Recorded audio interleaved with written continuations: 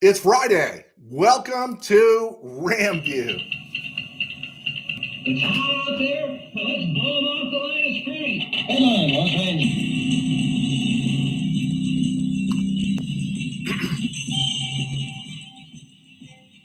Live from the RamCave, I'm Joe Terosian, and this is RamView, the October 18th, 2024 edition, brought to you by Kistler Law Firm.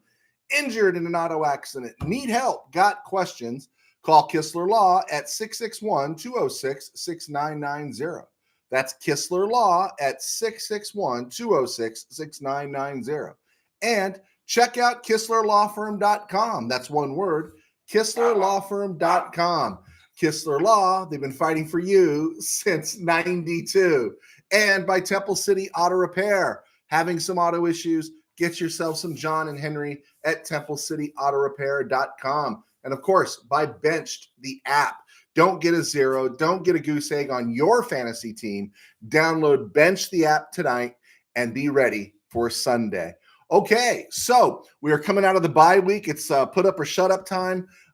We talked about it on Wednesday that there's just no excuses if the Rams lose against the Bears. You lose against the Bears, technically there's still a path to the playoffs, but realistically, if you can't beat the Raiders this week, if you can't beat the Raiders, then the season is over, right? You really got to start thinking, if we can't beat the Raiders at home, we've got problems. And while the path will still stay open to the playoffs, we know it's not realistic. But I think the Rams are going to win on Sunday. But the question for me is, will the Rams winning on Sunday be enough? Or do they have to win with the style, right? Do they have to win, by a big blowout? Or do you just want them to win, right? See, personally, I don't care if they win ugly or if it's aesthetically pleasing. I just want the win. If the Rams had beaten the Bears, by the end, it would have been ugly. We would have said it was an ugly win. Same with the Packers, but ugly or awesome, we'd be much happier now if we'd won those games. The Steelers are 4-2. And they're winning ugly. And they're losing to the Cowboys at home, but they're still 4-2 with an experienced defense that knows what to do most of the time, and they're pulling out those tough wins. This young Rams team hasn't learned how to even win ugly yet. And if winning ugly teaches anything, it teaches you how to win close games. I like the Rams 31-16. I think they're going to come out and play better. I think the Raiders are really vulnerable. But you know what? If they win 16-15 on a last-second Josh Carty field goal and they look terrible and yada, yada, yada, I'm still going to take the win. Right? We need the win. That's the most important thing, because Ram fans generally are never happy. See the Chuck Knox years if you don't know what it's like where Ram fans are never happy. Okay, last night was Thursday Night Football, and this affects the Rams. Is what happened to New Orleans last night is what we want to have happen to teams like New Orleans. It's not just out of my hatred for the Saints, but because they are on the Rams' schedule. We want them devastated by week 13 when the Rams play them. I want Spencer Rattler playing quarterback, right? I do. I can only hope they decide to think, wow, Rattler's our future. Let's put Derek Carr on the bench. And Dennis Allen is so desperate probably at this point to keep his job. I could see him making a big move like that. The Saints have lost 5 in a row after being the darling for the first 2 weeks of the season. We just didn't know how bad Dallas was when they went into Dallas and won that game. But Allen is looking at the Ziggy, and New Orleans is in trouble. Huge amount of injuries, everything going wrong for them. We want them to be in that position because the Rams are going to New Orleans in week 13. On the Denver side of the ball, Bo Nix looked nervous. He did. He looked nervous, but you could also see he's only going to get better. And talk about being under the radar. Denver is 4-3. And why is Denver 4-3? Because they're winning layups against Raiders and the Saints, right? Rams win their layups. It's a whole different outlook right now. You got to win your layups, okay? I can handle a Ram loss, a Ram win against the Raiders this week, and them struggle with a loss on Thursday night to the Vikings. It's not ideal, not optimal, but as long as they're not blown out, but you can still see some vision. You can still see some hope for the future. You can see some light at the end of the tunnel, but you got to win your layups, right? And Denver's winning its layups. And you think about everything going on in Denver in terms of payroll and all that money they're still giving Russell Wilson. It's unbelievable. But what we want with the Saints, last ad Saints, again, chances of the Rams being a wild card team are low, but we want to keep any possible door open to postseason. So we want New Orleans to lose. We want Packer losses, Falcon losses, Bear losses, Tampa losses, even Taxkin losses, even though we don't play them. We want all those doors kept open, and we need to be very pro AFC in the weeks to come. Let's squish everything down so the curve goes low and the Rams have an opportunity. Okay, let's get to some Ram stuff. Joe Noteboom won't be activated. He won't play this Sunday. Rams are going to go with the same lineup for the fourth straight game, and that's a pretty positive thing, even though we're not winning a lot of games. But to keep the same offensive line on the field for 4 straight weeks, it's not a great offensive line, right? But the Rams, it's given the Rams an opportunity to win games, okay? And that's all you could ask for. Rams have lost 3 games by a combined total of 17 points. Everyone's blamed the defense. I'm looking at the offense. The offensive line has been good enough. Now, it doesn't look good when you're going to PFF. Alaric Jackson, left tackle, 17 out of 76 tackles rated. Rob Havenstein's 37 out of 76 tackles rated, okay? Anything outside of the top 64, if you're inside the top 64 there, you're doing pretty good because there's 64 starting tackles in the NFL. Kevin Dotson at right guard is only 54 out of 75. Bo Limmer is 23 out of 37 rated centers.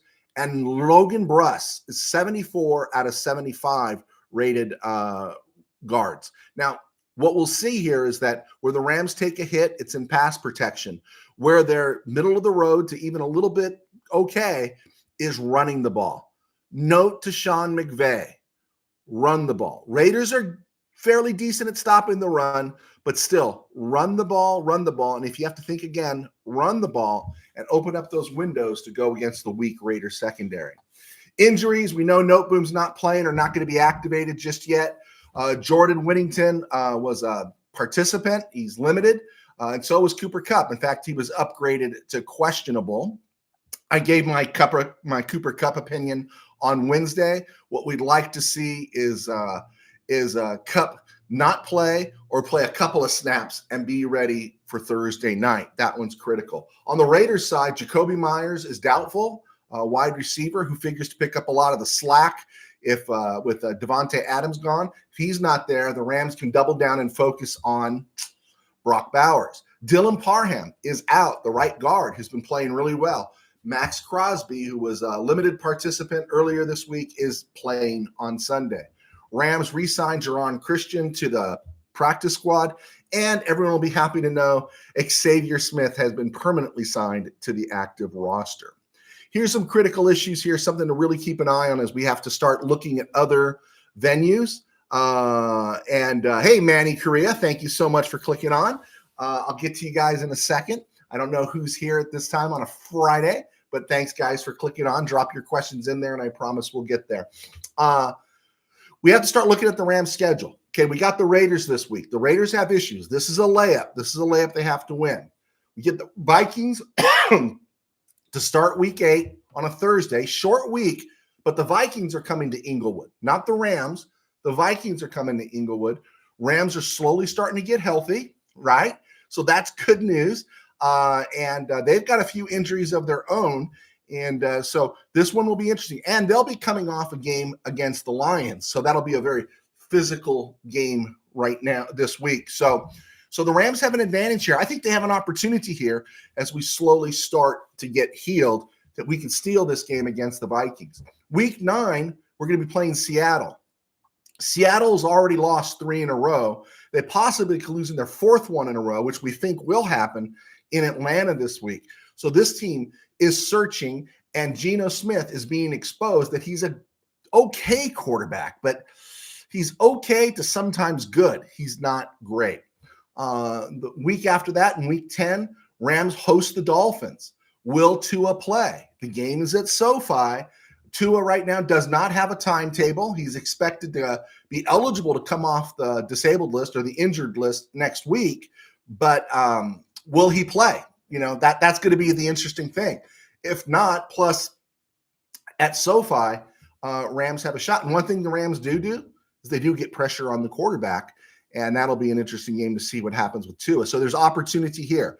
Patriots, it's a layup game. Now it's in New England, but it's important to remember here is that you got to win the layup games, and the Patriots are among the worst teams in football, right? Lose this game, go home. Go home. Then they get the Eagles at SoFi, and the Eagles is madness. There's nothing about the Eagles this year that has been scary. In fact, they beat the Cleveland Browns at home 20-16. All right. There's issues there in Cleveland. And if anything happens to Saquon Barkley in the next 4 or 5 weeks, that might not even be a dangerous Eagle team coming in because, they do have their receivers, but they also have Jalen Hurts, who's not playing well. After that, week 13, the Rams play the Saints, and you saw the Saints last night, right? The one that is kind of scary, Buffalo comes to LA. I was liking the Rams. If they were going to right the ship here, could there be something they could pull? But the Bills getting Amari Cooper is a big deal. Amari Cooper going to Buffalo is by far a bigger deal than Devontae Adams going to the Jets. I think so. Cooper has played with inferior quarterbacks in Cleveland, played with a middle-of-the-road quarterback in Dallas, and he had a young Derek Carr, right, that very briefly before Gruden, I think, was the one that traded Amari Cooper, got him out of the building. But now he's with Josh Allen, who's in his prime, and there's other weapons there. This is a big move for Buffalo. Buffalo looks dangerous with Amari Cooper. 49ers, they're vulnerable. They continue to be banged up. Heck, Juwan Jennings is out this week. We don't know who's going to be gone with this elderly team as we get into week 15. Then you get the Jets. You got to go to New York. We want this dumpster fire to escalate. We're rooting for the Steelers this week. We want the Jets down and beaten, definitely, right? All right. Then we get the Cardinals at home in week 17. Kyler's going to Kyler. It's the Cardinals, right? Opportunity there. I would view the Card game at home not only as a must win, but it is a layup. They got to win this game. And then they get Seattle in week 18 in Los Angeles, and we don't know where Seattle's going to be that final week of the season in terms of participating. So the door is open, but games against the Cardinals, games against the Patriots, games against the Raiders, games against the Saints. There's potentially 4 layups here. You got to win the layups, right? You got to win the layups and split on the rest. And fortunately, Vikings, Dolphins, Eagles, Bills are all right here in Los Angeles. Not that it gives you a home field advantage in terms of noise, but it gives you a home field advantage in you're not on the road, no jet lag, none of that hotel stuff. So again, reason for optimism, but you got to make the layups. Finally, I wanted to mention, and we'll go to break, and I see some guys chimed in here, and I'll let you guys. We'll ask some questions and everything. If you got some questions, throw them in there. But I had mentioned this, man. We first went on the air. I think this is I've done 3 seasons, not 3 full seasons, but I've done 3 seasons of RamView. And then it was a little over a year ago, we picked up our sponsor at Kistler Law, which Paul Kistler, God bless you. And we picked up some other sponsors. And so we're happy how things are kind of just slowly building, but it's a grind. But one of the first things we ever mentioned was Don Klosterman and how Don Klosterman wasn't in the Hall of Fame. Don Klosterman was the Rams GM through the 70s and it's about 1980. And he made some amazing trades, amazing draft picks, did a fantastic job. And I wrote a column, said, an argument for Don Klosterman. Well, I actually got in touch with his nephew and the Klosterman family. They reached out to me, and we started talking about the work that Klosterman did when he was part of the Oiler organization in the AFL, and when he was part of the Chiefs organization in the AFL, and winning teams all throughout that period. And when you break down the list, I don't have time to break it down here. It's like, why isn't Klosterman in the Hall of Fame? Well, there was a push, And I'm happy to announce that Don Klosterman is on the ballot for the 2025 contributors section of the NFL Hall of Fame. So it won't be this year, but he's on the ballot next year. And so as much as you can talk about Don Klosterman, and I'll talk about Don Klosterman quite a bit myself, Don Klosterman, they only take one contributor a year. So it might not happen real soon. Klosterman passed away, I think, in 2000. But I'll maybe next week I'll start dropping in a little Klosterman history, so you guys can just in all your message boards, all your social media, just make an argument for Don Klosterman to get in the Hall of Fame. So this was really good news. Happy for the family, the Klosterman family. This is long overdue to even get him into the conversation. Now we just got to get him through the front door. All right, my name is Joe Terosian. I was a sports writer for 21 years. And now I do RamView, thanks to our sponsors at Kistler Law and Temple City Auto. And of course, Benched the app. And, Bench the app has come along and it's really interesting. If you're tired of losing your fantasy games because you forgot to check your lineup with Bench the app, that's a thing of the past. Benched is the only app that ensures you never leave a starting player in your a non-starting player in your lineup. Don't miss out on crucial points. Don't be the one who forgot to bench a player on game day. Win your league, keep your pride, and let Bench the app do the rest. Download Bench the app today and dominate your fantasy season. I only play fantasy football for one reason: spite. I like to stick it to my friends. So there we go. So thanks to our sponsors, we do RamView, and I also write books. My book's Game Day in the RamCave is available on Amazon. It seems to be doing pretty well. And so with your support of my books, it allows me to keep doing the show and stay doing my day job. I pastor a small church in Burbank called Burbank Faith Nazarene, and we're right here on YouTube at Burbank Faith Virtual, burbankfaithvirtual.com, Burbank Faith Virtual all across social media. So thank you for your support, and check me out. I got 3 football books.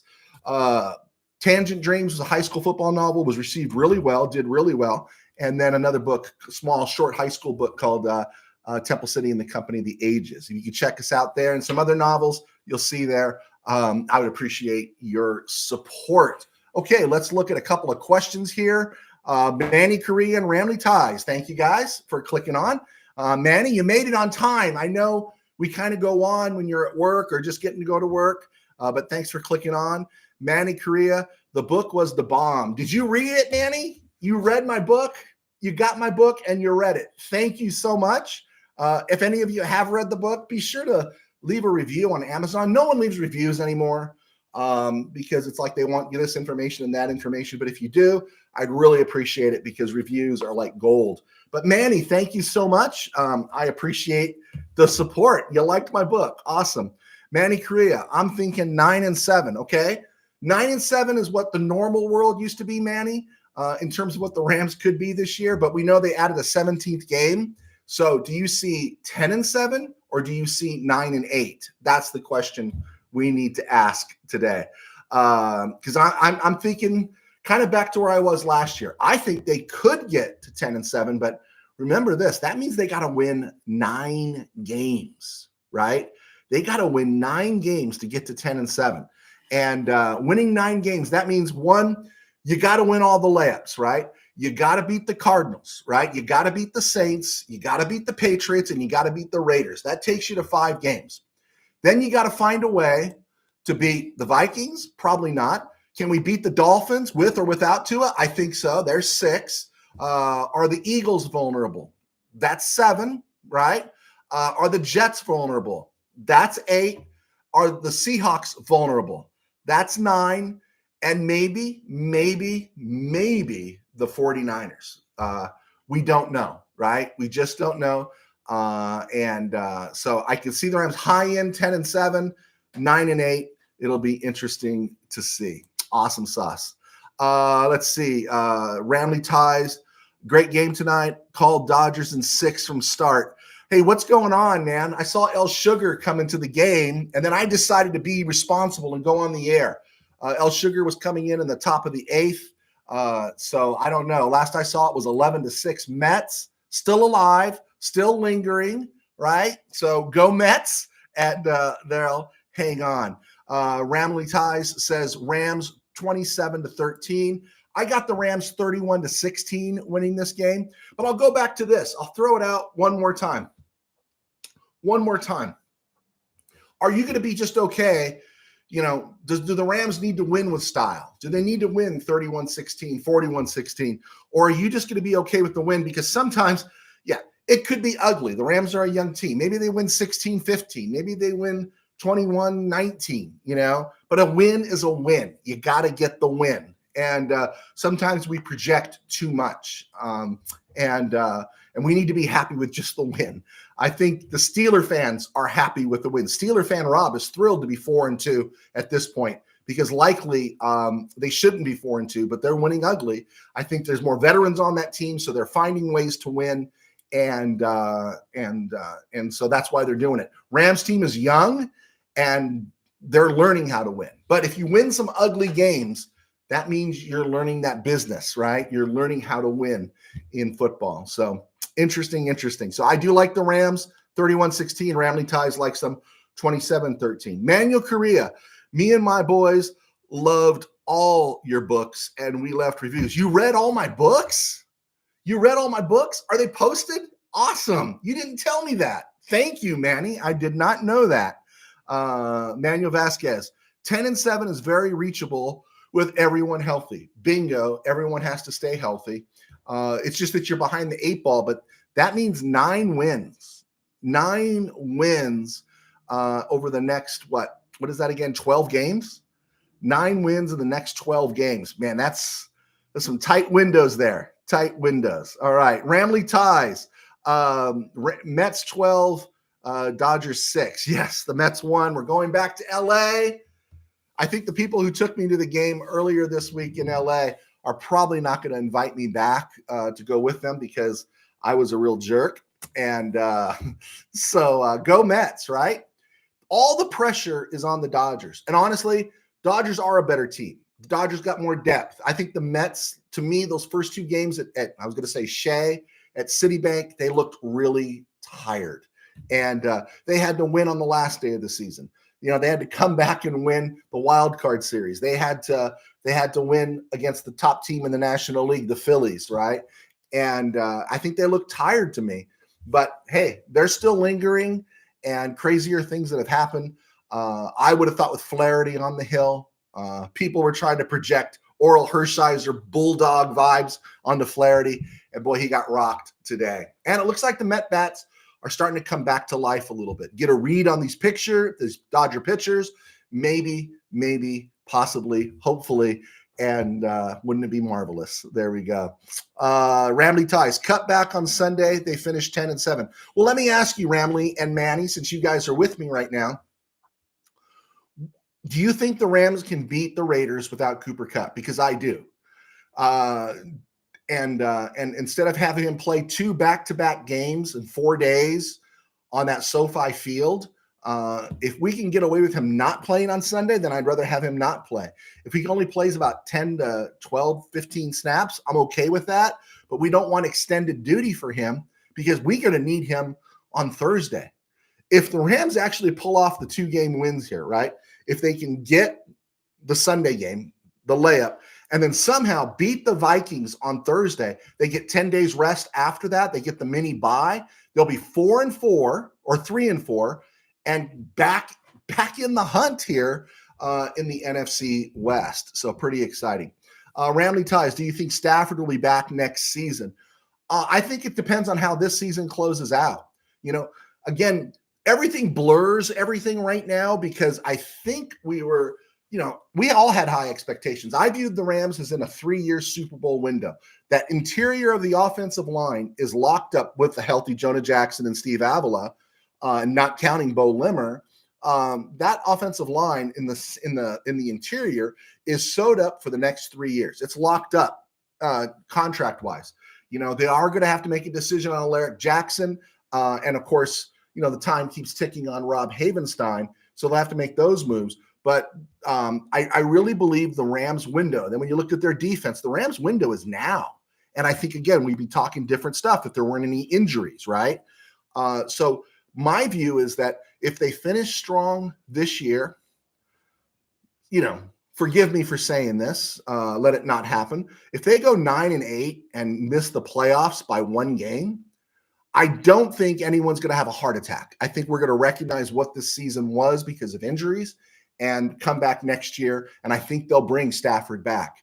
If we go into a tailspin, if we lose to the Raiders, if we lose to the Vikings, everything is wide open. And I could see a bit of a teardown. I could be. I would definitely move Kupp just because get out from under his contract, right? See if you can pick up a pick here or there and you go to the next phase, right? We did it with the defense. It might be time to do it with the offense. And so if they finish 9-8, miss the playoffs by one game, let it not happen. I could see, and they finish strong, I could see Stafford being back and everything being back, and they'll just look at this year as this was a 3-year window, and year one did not work. We got 2 years left. That's how I see it. Welcome your opinion. Ramley Ties, Dodgers did what they had to do, won 2 of 3, and the Mets did what they needed to do and didn't get eliminated in New York. Absolutely. Absolutely. I do think the pressure is on the Dodgers with that payroll, spending $1 billion last year. The pressure is on the Dodgers. And as a Met fan, I haven't really been upset at any one moment this postseason because I feel like everything's been gravy, right? The proverbial gravy train with biscuit wheels, right? It's been all pleasure. If I still had a DeGrom running out there and everything, then I'd probably be a little more mad because I feel like the Mets should be winning. But they're just staying alive, right? Going full BG, right? They're just staying alive. All right. Jokic, run the ball. Preach. Run the ball. Run the ball and run the ball. Oh, yeah, and run the ball, right? The Raiders' run defense grades out fairly well, but you still got to run the ball. The Rams have basically run the ball on almost everybody. It's just a question of, do we have the will to run the ball? And I say run the ball. Bruss is not a liability. I'm doubting some of the scores anyway on PFF in terms of him in pass protection, but one thing we can say for sure is that Bruss, Limmer, have not been liabilities in running the ball. We know Kevin Dotson can pave the road. We know that Havenstein can. And Alaric Jackson, that was always kind of, if he had a weak part of his game, was probably road grading, but he's an NFL starting offensive lineman, so you can run the ball. Go 12 personnel if you have to. Go 12 personnel. Get more Hunter Long in there and just pound them and then open it up with some play action, which is, that's Christmas to Sean McVay, and move that ball up and down the field because the Raiders secondary is weak. I agree. All right, let's keep running here. Steve Ramirez, yes, I wouldn't play Kupp this weekend, maybe only to get his timing back, right? 10 to 12 snaps, maybe? I agree. Good, Steve. We're together on this one. Ramley Ties, I absolutely think that they could beat Vegas without Kupp. Yeah, me too. I think they can. I think they should. And get this guy ready for a Thursday night surprise, right? Get him ready. I don't want him to take their eyes off the prize and miss the layup. I don't want him to lose this game and hear Chick Hearn from heaven call, blow the layup, right? We want to make sure they make this layup. They convert this layup because it is so critical. And then save Kupp and save him for Thursday. I was kind of hoping to hear something about John Johnson, but I haven't. I think he's critical to coming back. I think we're overlooking how important John Johnson is at this point to add some depth because we're all struggling with Cam Curl. I like Quentin Lake there at safety. So we'll see. We'll see how it pans out. Let me take 2 more questions and I'll get back to around the NFL and other places. Manny Vasquez. If Kupp can play, it should be on a limited basis. The Vikings defense is very aggressive, and Stafford will need someone he can trust to make a catch and make the catch, and him and Puka are the ones. I agree. Steve Ramirez, I was thinking if I pulled a Joe T and left my Dodger fandom, I'd probably switch to the Reds. Oh, I was always secretly a Reds fan as my second team. Really, Steve? Steve, we're similar in age. I'm still tinkering with an idea of doing a Spotify broadcast and then spreading it around social media, a fan view, and talking about other sports. And as I was making notes, talking about baseball, one of the things I think people forgotten is how deadly the enemy was for the Dodgers back in the 70s, it was the Reds. By the time I became of age in baseball, the Giants had faded in the 70s. They had 71 season, and then after that, they were just a washout for the rest of that decade. And it was the Reds, right? Remember how much we hated the Reds? In fact, I visited my brother in Kentucky. He lives across the river. We went to Marriott there, and I wore my Willie Crawford jersey. And some old man, this guy must have been about 75, got in my grill, and he wasn't joking. He says, "You got a lot of guts wearing that shirt here." And you could tell this was a guy that was, salivating for the days of the Big Red Machine. But I hated the Reds. I mean, I literally hated the Reds. That's interesting, Steve. Ramley Ties, how much longer till Puka is ready? Well, him and Avila, I think, are ready to come off the IR after this game, I think. Or they might already be ready, but they haven't opened the window for them. Hearing how they're talking a little bit, I would guess week 9. That's what's in my head.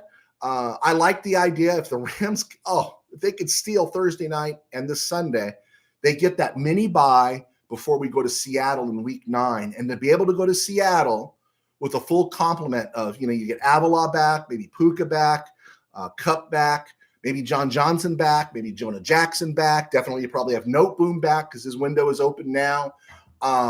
That's critical. And so that would be ideal. And I don't see them coming back Sunday or Thursday, but maybe in that 10-day window, that mini bye window the Rams are going to go into, that might open a door maybe for Avila, hopefully Puka. We don't know, but it's critical there. Something to think about. Ramley Ties. The Dodgers had a huge division rival, the Cincinnati and Atlanta, back in the day. I remember it erupted with Atlanta in the 80s, in the early 80s. And then, the Reds was huge. And, that no one seems to remember. Does anyone remember, what was it? Was it 82? Early August, Dodgers were down by 10 games, and they won they made up 10 games on the Braves in 11 days. That was the Joe Morgan year. On the last day of the season, he hit the 3-run homer off that fat tub of goo. But anyway, let's get on here to around the NFL and other places. I want to make one more ad about the Denver game last night.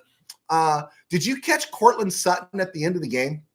Cortland Sutton, the big receiver for the Broncos, he had this big smile on his face, and he's hugging his coach, and they're having a great interaction. And Cortland Sutton, I know this because he's on my fantasy team. Cortland Sutton had no catches, no targets, and he played 56 snaps. But still, you see in him happy that his team won. That's not the usual reaction you see from an NFL wide receiver these days, right? And that's a dude I'd want on my team. So if the Rams want to make a deal for Cortland Sutton at some point, I'm good. Cortland Sutton looks like a Ram to me. That was cool. That was really cool. The Titans have released Jamal Adams. Remember Jamal Adams was an all-pro safety in with the Jets, and the Jets actually conned Pete Carroll and John Schneider out of 2 number 1 picks to get him out of New York to go to Seattle. And in Seattle, he didn't do a whole lot. He was always hurt. Well, he got released. He went to the Titans, played 3 games. He's been released already. And the truth is, he can't run anymore. He's no good. He's no good as a safety. But I think somebody else suggested this too. What if the Rams wanted to sign him as a linebacker? What if they wanted to sign him as a down low, one of those bandit type linebackers? That would be pretty cool because he probably has enough coverage skills to, legs left to get from side to side. And he's very physical. Let him be physical. Something to think about. And of course, that was the Titans in Tennessee releasing Jamal Adams. And happening in Tennessee was former NFL quarterback Jay Cutler was arrested on DUI and gun charges in Tennessee. Not good for Cutler. Cutler is not very beloved or anything. So I don't hear anyone, going, "Oh, that's pretty sad about Jay Cutler." Cutler was a bit douchey, right? He was a bit douchey He's a real douche. During his career. Another one was Jeff George back in the day. He's a real douche. And Jeff George was a real douche, but it was interesting. I saw an interview with Jeff George, right? I think he had that last cup of coffee with the Redskins at the end of his career.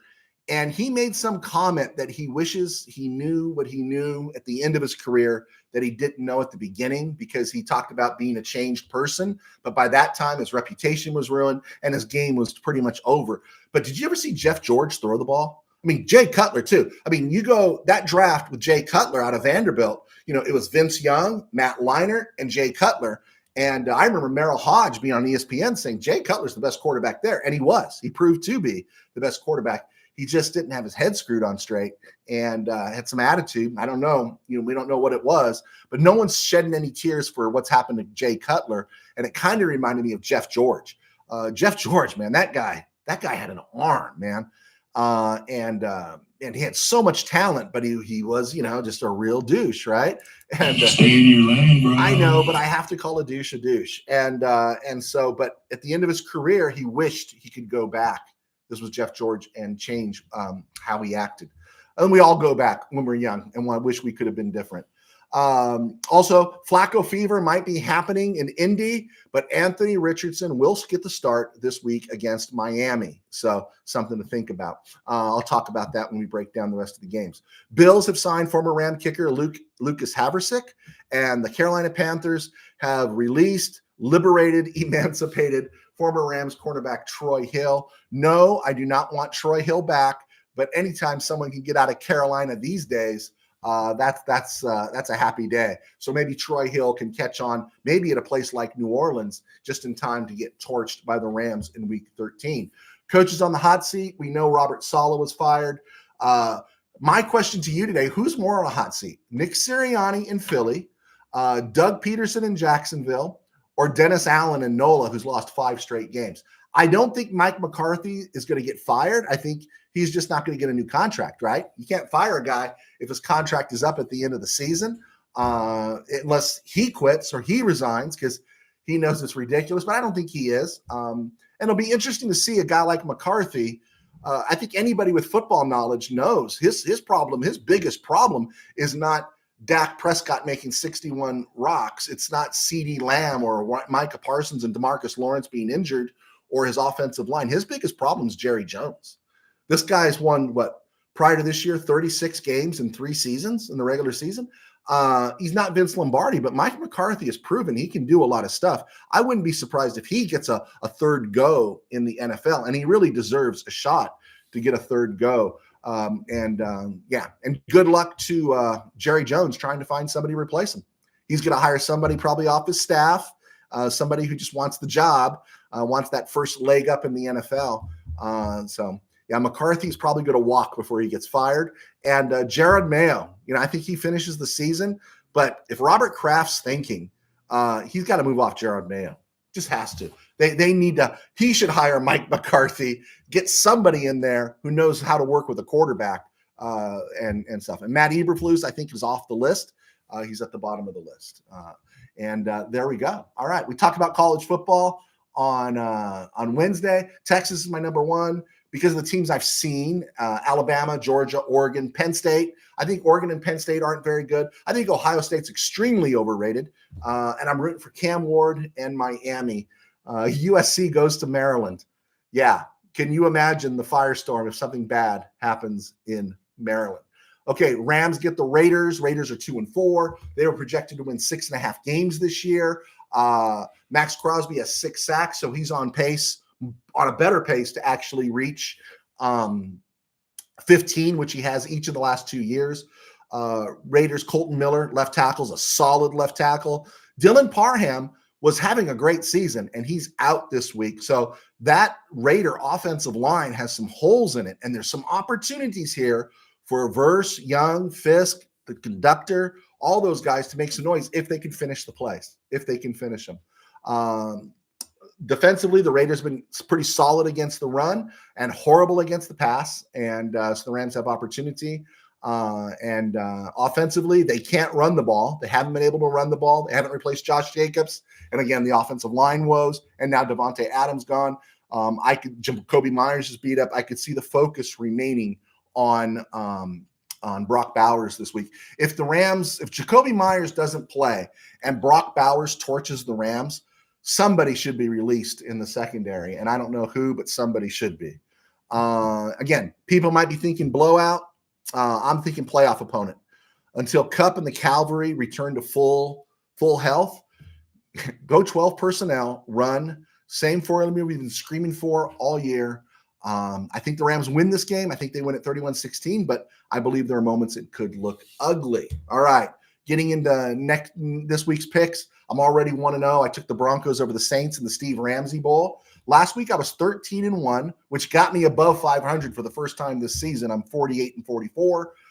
Sunday, Patriots play the Jaguars in the Should We Fire Doug Peterson Bowl. If the Patriots beat the Jaguars, Doug Peterson needs to get Kiffined, right? Get him out of there. Seahawks at Falcons. Yo, Raheem, do the Rams a solid. Raheem owes us one. Let's beat the Seahawks, right? And drop the Seahawks to 3-4. Titans, Bills, right? Yeah, we know what that one should be. Go Bills. Bengals, Browns. I'm picking the Bengals just because the Browns don't have a quarterback. And if Cincy can't beat the Browns, I'm just not impressed with Cincy at all. Texans, Packers. This one feels like a toss-up. And I found myself, as I looked at this, I just know I'm not really picking with my head, but more with my heart. So I'm rooting for Houston because every Green Bay loss from here on out is a good thing for the Rams. Texans are 5-1. Packers are 4-2. Dolphins are 2-3. They're going to Indy, who's 3-3 in the Norm Boulash Bowl. Yeah, I talked about Flacco fever, but Anthony Richardson's getting the start. But here's the thing that I don't think Shane Steichen, well, I know he's thinking about it. If I was Shane Steichen, the Colts HC, the Colts have Houston, Minnesota, and Buffalo the next 3 weeks. I think I would go with the Dolphins without Tua. I would go with Flacco one more week to preserve and make sure I get this win to go 4-3 before I run that 3-game gauntlet against Houston, Minnesota, and Buffalo. That's what I would do. I'd start Flacco to make sure I got this win. Miami's getting Devon Achane back, which is good for my fantasy team because he's cleared protocol. So far, no timeline for Tua's return, although he's eligible to come off the disabled list or injured injured reserve next week. Lions, Vikings, what we want to see here is a punishing black and blue, old NFC Central type of game where these teams just beat each other up, right? Where they just beat each other up. I'd prefer to see the Lions win and have the Vikings coming west with a loss and some uncertainty. But we just want those teams to beat each other up. Right. There we go. Eagles, Giants. Let's see if we can get Nick Sirianni fired bowl. If they're talking about Saquon Barkley wanting to get some payback against the Giants. If I'm the Giants, I can see we're not going to let this guy come in here and embarrass us. And the Giants have a tendency sometimes to surprise people, right? Remember, they went to Seattle, across the country, and won in Seattle. And again, the Eagles just haven't looked good. You beat the Browns by 4 points at home. And if that happens, if the Giants beat them, Sirianni could get Kiffined real soon. Raiders, Rams, and the Ron Smith Bowl. I got the Rams winning that one 31-16. Panthers at Taxkins. Panthers 1-5, Taxkins 4-2 in the Ron Rivera Bowl. Probably helped the Rams if DC lost, right? We don't play them, but that's not happening, right? Some talk in Carolina is arguing to get Bryce Young out on the field so they can decide whether or not to move on from him. I honestly believe if he doesn't get back on the field, he's done in Carolina. And I also believe if he does get back on the field, he's done in Carolina. And yeah, this one's going to sting Carolina for a long time, especially when you look at, man, we had a chance to take CJ Stroud, and we chose Bryce Young. Chiefs at 49ers. Of course, we're going Chiefs. The Steve Bono Bowl, or the Joe Montana Bowl, or the Steve DeBerg Bowl, or the Elvis Gerbach Bowl, or the Alex Smith Bowl. Not only did all those guys play, right, but Steve Bono was a backup in Frisco, became a starter in KC. Montana became a starter in KC. DeBerg became a starter in KC. Elvis Gerbach was a starter in KC, right? And then, of course, Alex Smith became a starter in KC. Pretty interesting. Juwan Jennings out. No timeline for Christian McCaffrey returning. Jordan Mason's going to play. And it's time for Brandon Ayuk to earn his dough, right? That's why I'm going with KC. Jets, Steelers. I want the Jets broken by the time the Rams travel east. So I'm begging Steeler fan Rob, put the hurt on the Jets. Let's just demoralize them. Let's get Aaron Rodgers rolling his eyes. You need to get this win. Although I would have stayed with Justin Fields for the next 2 games, at least until the bye. You're 4-2. You're ugly, but you're 4-2. Ravens at Buccaneers, and everyone's enamored with the Ravens. And if I got to hear Colin Cowherd talk about how great Lamar Jackson is, I'm just going to tell the dude to buy him flowers and go get married. It's unbelievable. That dude has got such a man crush on Lamar Jackson. Lamar Jackson's a great football player. I think he's a really good quarterback, but really good doesn't mean great, right? He's got to win in January and February to be considered great, and he just doesn't win then. He doesn't win in December. He's got to find a way. I take that back. He does win in December, but he just can't. He's not an elite passer, and I think we all know that. And I think the Buccaneers, man, I think that's a dangerous team. The Buccaneers are a dangerous team, and the Ravens defense is okay, but it's not what it's been in the past. I like the Buccaneers at home in the upset, right? I know I should be rooting for the AFC team here, but I think the Buccaneers are going to win this one. And if they don't, then it's good for us. But I'm rooting. I think the Buccaneers are going to win this one. That's the second Monday night game. Is the Chargers at Cardinals. Chargers 3-2, Cardinals 2-4. Kyler's going to Kyler, and it's the Don Coryell Bowl, right? And I think Coryell was more successful in San Diego than he was in St. Louis. And I'm rooting for the Chargers, of course. We need the Chargers to win this one, knock the Cardinals to 2-5. Think about this. Cardinals lose this game. They fall to 2-5. Rams win. They go to 2-4. And that means Rams are in third place, right? Rams are in third place by half a game. There we go. Hey, let's look at some more questions that rolled in here. Let's see. Dodgers had a heel. Okay, oh, it's just a couple. Sorry. Mina Vasquez. I like Cortland Sutton. I was pounding the table for him when Denver was trading players. Yeah, they moved off of Jerry Jeudy wisely, and they gave up on Tim Patrick. Now, I know Patrick had the back-to-back knee injuries. He looks like he's playing well, catching some of his career back there in Detroit, but Cortland Sutton's the dude they held on to, right? Steve Ramirez. Maryland is USC's Raiders. Yeah. You got to get the win here. You got to get the layup and win that game. Absolutely. All right. Let's look. Not much on this day, October 18th, 1977. The Rams released Rick Kay. Rick Kay was an undrafted free agent linebacker out of Colorado. The Rams signed in 73. He was a backup. He made the team in 73, tore up a knee in 74, came back in 75, and then in 76, after the Rams let Ken Geddes go in the expansion draft, Rick Kay was the starting outside linebacker, played 3 games to start that season, got an interception off Fran Tarkington in Bloomington in the game they tied the Vikings with 10-10 in the second week of that season, and then he tore up his knee again. And he was lost for the year after 3 games. That's when Jim Youngblood stepped in and didn't give the job back. And then Rick Kay in 77, the Rams ended up releasing him. And he got signed by the Falcons, and then that was it for his career. Unfortunately, Rick Kay died in an auto accident out in the Inland Empire, September 3rd, 1998. And you might know his son. I forget his son's first name, but he's a K. He was the one that went to jail in the Tyler Skaggs deal for the Angels. So pretty interesting thing there. Also, October 18th, 1993, the Rams released Hall of Fame wide receiver James Lofton. Most people don't know that he had a final stop in the NFL, and part of that final stop was with the Rams. He caught 1 pass, and then he was released by the Rams, and he ended up going to Philly, where he caught 13. There we go.